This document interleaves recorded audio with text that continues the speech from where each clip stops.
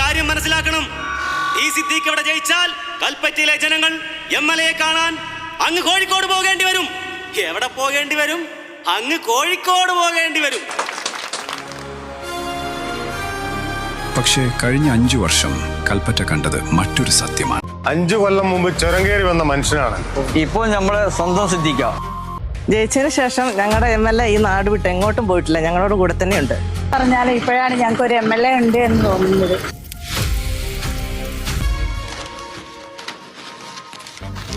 ഇയാളെ കൊണ്ട് തോറ്റു. അല്ല, ഇയാൾക്ക് വേറെ ഒരു പണിയില്ലേ? എപ്പ നോക്കിയാലും ജനങ്ങളൊപ്പം തന്നെയാ.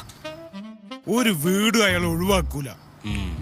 അല്ല സഖാവേ, ഇപ്പൊ MLA കാണാൻ എല്ലാരും നമ്മളെ കൽപ്പറ്റയ്ക്കാണല്ലോ വരുന്നത്. ഇപ്രാവശ്യം നമ്മുടെ കാര്യം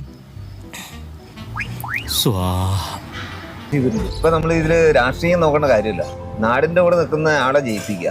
അപ്പൊ ടി സിദ്ദീഖ് തന്നെ ജയിക്കട്ടെ. അതെ, അദ്ദേഹം തന്നെ ജയിക്കട്ടെ. എന്തായാലും ഒരു പരിപാടി